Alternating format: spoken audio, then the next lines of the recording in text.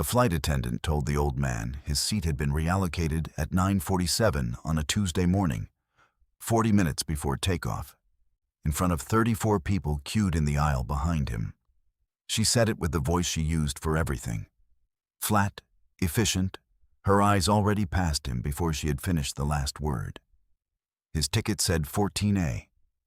The system said 14A had been reassigned during an overnight update, and that a middle seat in row 29 was available at no additional charge. She used the word available the way some people use acceptable, which is not the same word and does not mean the same thing.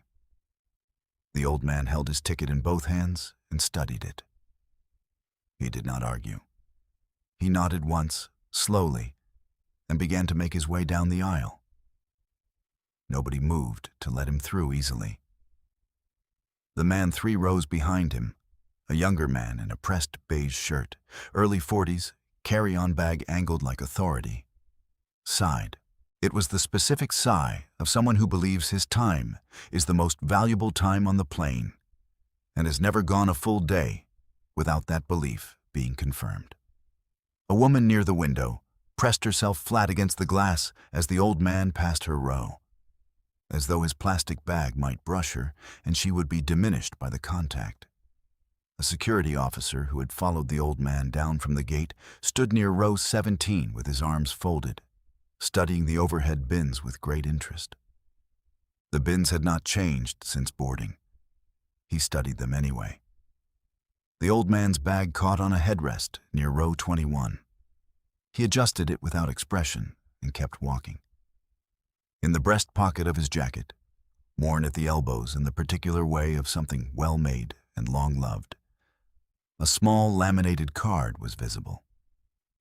A stylized golden hand cradling a 5-pointed star printed on a deep green background. Adais noticed it the way you notice things you have no reason to understand yet. She did not understand it yet. She had been watching all of this from seat 12C.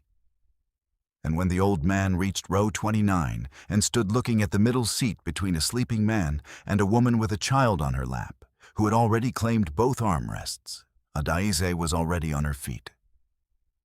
She did not know who he was, but the moment she offered him her seat, something that had been moving in one direction for 47 years turned. Adaize Nwosu was 43 years old and weighed 58 kilograms, which was 4 kilograms less than she had weighed 14 months earlier before the saving began. The difference had not come from illness. It had come from choosing, on most evenings, to eat once. She told herself it was discipline. She kept that explanation close and did not examine the one beneath it.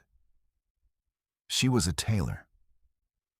She had been since she was 19, when her mother's cousin in Enugu sat her down in front of a Singer machine older than both of them and said simply, "Your hands already know. Just follow them." Her mother's cousin was not a sentimental woman. She rarely said anything that was not necessary. That sentence was the closest she had ever come to a compliment, and Adaize had spent 24 years following her hands ever since. She ran her operation from a single room in the Alamosho district of Lagos. 2 machines, a cutting table made from a door laid across 2 crates, 3 clients who came because they trusted her eye, and 6 who came because she was less expensive than the places on Victoria Island. She did not resent either reason. What she minded was the ceiling, the arithmetic of a life that kept producing exactly enough and would not, on its own, produce more. 14 months ago, she had found the listing on a website her daughter showed her on a Saturday afternoon. Tay and Rhodes, a design house in East London, was looking for a West African textile consultant to help develop a new collection inspired by traditional fabric structures. The application required a portfolio, 2 references, a short video submission, and a return flight to London for a final interview. The ticket was not reimbursed until after a contract was signed. She had spent 14 months accumulating the cost of it. 3,200 naira at a time, sometimes less. Folded into an envelope, tucked inside her grandmother's old Bible, which lived in a biscuit tin under her workbench because the tin had a lock, and the lock made the money feel more real than money that was only in a bank. She was wearing a white blouse she had cut herself from fabric bought at Balogan Market for 1,800 naira per yard. Her trousers were dark navy, altered from a pair her brother had left behind when he relocated to Abuja 3 years ago. The blouse was pressed. She had done it at 5:30 that morning, standing in the kitchen in the half-light with the iron she kept on the lowest shelf. She pressed it 3 times, not because it needed 3 ironings, because pressing the cloth was the last act of preparation she knew how to perform, and she was not ready to stop preparing. Her grandmother's measuring tape was in her jacket pocket. It had been there since the morning of every significant day in her adult life. Yellow plastic, 150 centimeters long, with the first 12 centimeters faded from years of being held between a thumb and forefinger. It smelled of shea butter, from 2 decades of resting against a body. She had carried it to her civil wedding in 2004, to the maternity ward when her daughter was born in 2007, to her mother's funeral in 2019. She could not have explained what she thought it did. She only knew she had never walked towards something difficult without it. The portfolio in her bag held 14 pieces, 4 original dress designs rendered in charcoal on white cartridge paper, 3 fabric samples from Aso Oke weavers in Oshogbo, 2 reconstructed jackets made from kente panels she had bought in Kumasi during a trip she could barely justify in 2022, and 5 written pages on West African textile traditions from the pre-colonial period through to contemporary Lagos fashion. She had written the notes herself, not from a textbook, but from reading, from listening, from 24 years of holding cloth in her hands and working out the history inside it. That portfolio, 14 months of one-meal evenings, and her grandmother's tape. These were the whole of what she was carrying toward London. The flight attendant's name tag said Sandra. She had gel nails, pale pink, filed square, and a lapel pin engraved with 5-star service in gold letters. She had looked at the old man's shoes before she looked at his ticket. Not for long, just long enough. The shoes were worn at both heels, dusty from whatever road he had traveled to reach the airport, and the sole of the left one had a repair along the outer edge that had been done with care but had not been done recently. She looked at the shoes, then at the ticket, then began explaining about the overnight system update and what was, unfortunately, now available. The man in the beige shirt had moved closer to the aisle. He held his phone at chest level. He was recording. He was not hiding that he was recording. He had the expression of someone who expects his behavior to be considered reasonable in retrospect. A boy of about 11, sitting in row 16 with his grandmother, watched the old man pass and said something in a low voice. His grandmother pressed her hand on his arm and said nothing back. The gate security officer unfolded his arms and then folded them again. The old man reached row 29. He looked at the middle seat. The man at the window was asleep, his head against the oval of plastic and glass, one elbow claiming the shared armrest entirely. The woman on the aisle had a 2-year-old on her lap and had arranged herself so that her bag occupied the floor space below the seat in front of her and her elbow covered the other armrest. The middle seat was available in the strict technical sense. It was available the way a crack in a wall is available for shelter. The old man looked at it the way people look at spaces that have been made deliberately smaller than they appear on any diagram. He set his plastic bag on the floor. He began to lower himself into the space. Adais was already standing. She had her bag in her hand and her boarding pass visible, and she looked directly at Sandra. She said, "He can have mine. 12C. It's an aisle. It will be easier for him." Sandra looked at her. 1 full second passed before she spoke. she said. "That is very kind of you, madam, if you are absolutely certain." Adayezi said she was certain. She took the middle seat in row 29.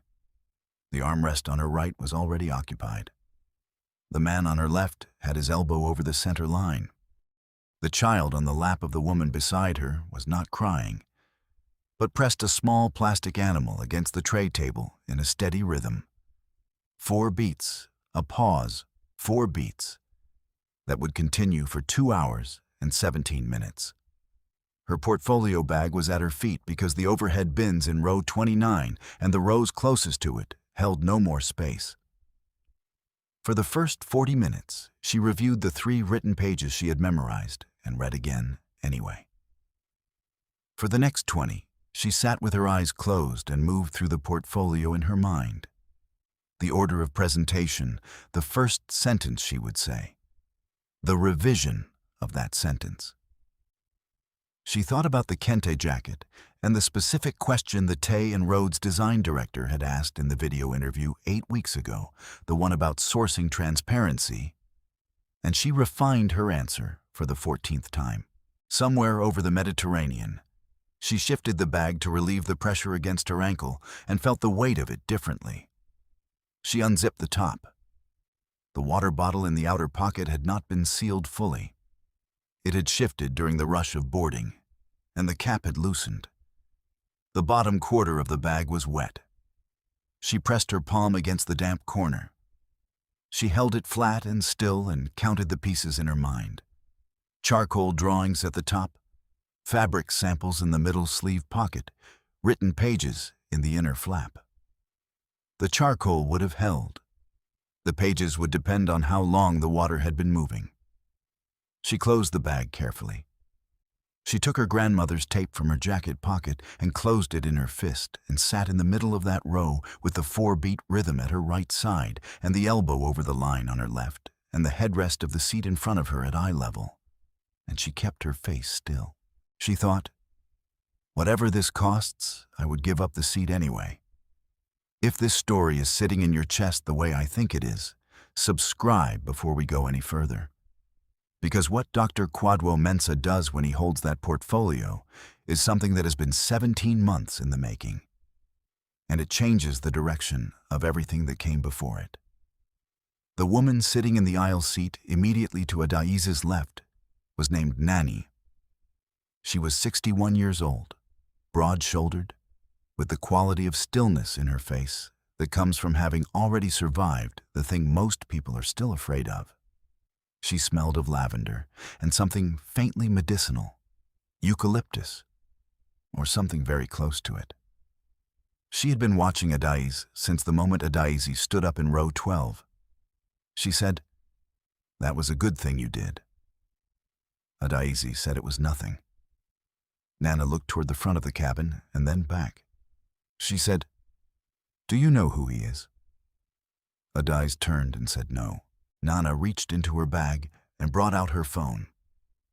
She turned the screen toward Adaize. A website, deep green background, the header set in clean gold lettering. At the top left, a stylized golden hand cradling a 5-pointed star. The same image Adaize had noticed in the old man's breast pocket and filed away without a frame to hold it. The header read, "The Mensah Foundation." Nana said, "His name is Dr. Kwadwo Mensah, 78 years old. He trained at the University of Ghana Medical School and then spent 3 years at Johns Hopkins in the 1970s. He came back." She scrolled slowly, without hurrying. Many people in that generation trained abroad and did not come back. He came back. He built Mensah General in Kumasi in 1989, the Satellite Cardiac Clinic in Baku in 1997. The cardiac surgery unit at Ridge Hospital in Accra has completed more than 11,000 procedures since 2003, most at reduced cost, a significant number at no charge to the patient. Adaize's hands were in her lap. She was looking at the screen. The foundation has put 6,400 children through secondary school and university. All fees, books, uniforms, housing, everything covered. He started it in 1994 after his wife died. She grew up with nothing. He says flying in a different section of a plane doesn't change what you already know, and he already knows enough. Nana's voice did not rise or fall. She delivered facts with the care of a person who had decided long ago that facts were worth delivering correctly. He has flown economy on this route every year since 1994. She paused. She scrolled once more. The foundation also runs what they call the Creative Futures Program. Textile artists, weavers, fashion designers. They have been trying to fill one specific position for a year and 7 months. The lead role for the West African program. They have interviewed. Nobody has been right. She put the phone face down on her lap. He turned around when you walked past him to get to this seat. He turned all the way around in row 12, and he watched you walk back to row 29. He has been looking toward this section of the plane for the past hour. Adaze looked down at the bag between her feet. She thought about the 14 pieces inside it. She thought about the envelope in the biscuit tin under the workbench, the 3,200 Nycra increments, the 5:30 morning ironings. She pressed her thumb along the length of the measuring tape in her fist and said nothing. The 4-beat rhythm from the child's toy continued beside her. The engines held their steady tone. Outside, nothing was visible but dark sky and the slow suggestion of cloud layers below. She let out a breath through her nose, quietly, and looked at the headrest in front of her. The plane began its descent into London Heathrow at 6:22 in the evening. The sky outside, a flat English gray, pressed close against the windows. Adaze smoothed the front of her blouse with both palms, from collar to hem, slowly, the way her grandmother had taught her at 9 years old when she said that the body already knows what it is walking toward. So you smooth the cloth, and you let it know you are ready. Dr. Kwadwo Mensah did not move when the seatbelt sign switched off. He sat in 12C while the rows ahead of him emptied one by one and the rows behind him cleared, until the aisle between row 12 and row 29 held no one and nothing. Then he stood. He turned around. He looked at Adaze the way very experienced people look at things, not quickly, but fully, without rushing any of it.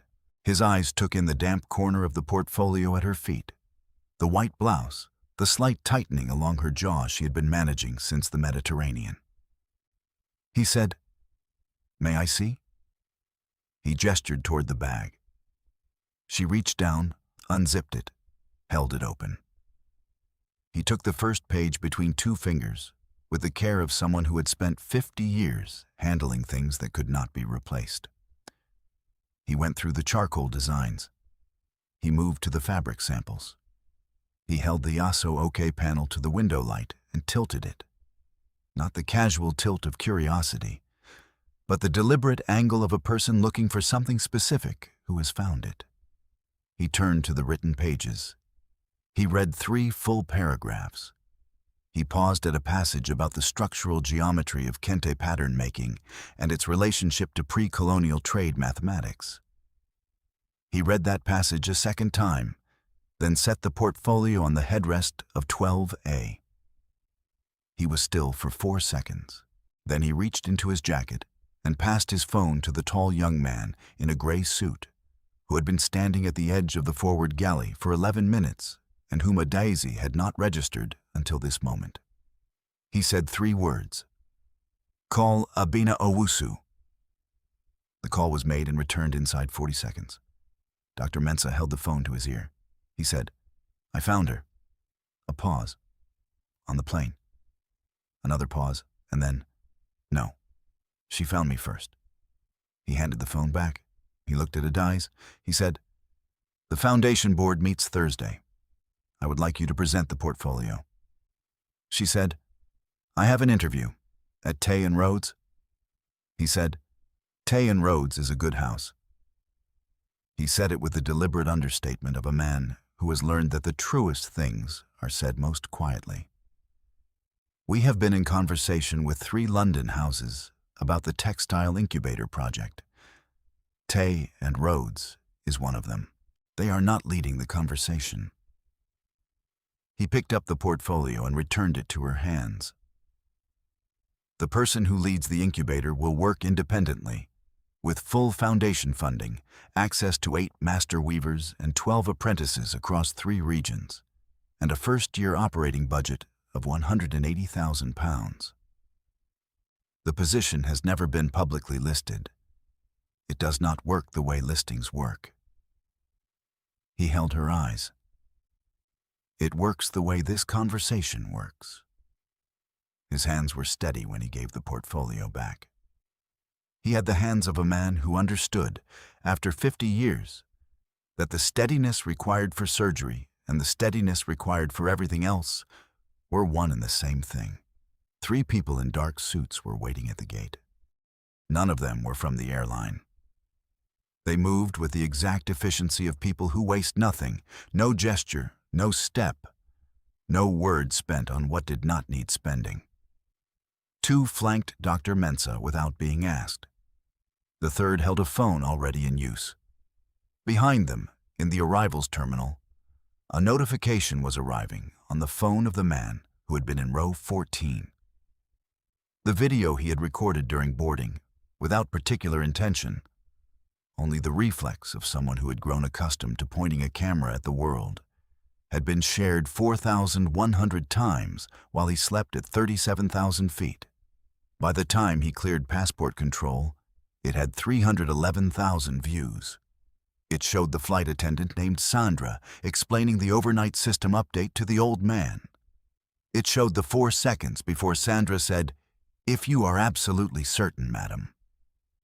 It showed the old man in 12C with his plastic bag on his lap and the window shade raised, looking out. It showed nothing that was not already there to be seen. That was more than enough. The airline's conduct review team opened a formal case file at 9:02 the following morning. 47 written accounts arrived from passengers across 5 flights in the preceding months.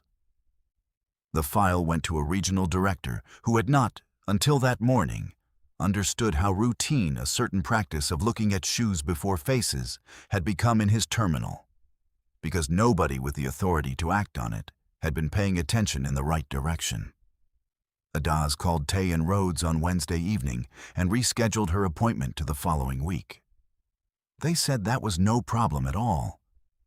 On Thursday, she laid 14 pieces across a meeting table on the 6th floor of a building in Kensington and spoke for 2 hours and 4 minutes to a room of 5 foundation board members and 2 senior textile specialists who had flown from Accra and Kumasi specifically for this. The board asked 22 questions. She answered all 22. The last question came from Abena Owusu, who had been listening without speaking for 1 hour and 51 minutes before she raised her hand. At the end, Dr. Mensah, who had said nothing since the meeting began, leaned forward. He said, "My daughter loved cloth. She died in 2001. She was 30 years old." He looked at the Kenta panel jacket on the table. He looked at it carefully, the way a person looks at something that carries a resemblance they have been carrying alone for 24 years. She would have described that piece using the same language you use today, the same sentences. He sat back slowly. "I want the incubator to carry her name." He said her name once, quietly, the way you place something on a surface that can finally hold it. He did not say it again. The man from row 14 believed he had filmed a small, unremarkable kindness between strangers on a crowded morning flight. What he filmed was the last hour of the life Adaiz had been holding together with 14 months of rationed meals and 5:30 ironings and envelopes in biscuit tins, and the first hour of the one that had been waiting for her on the other side of standing up.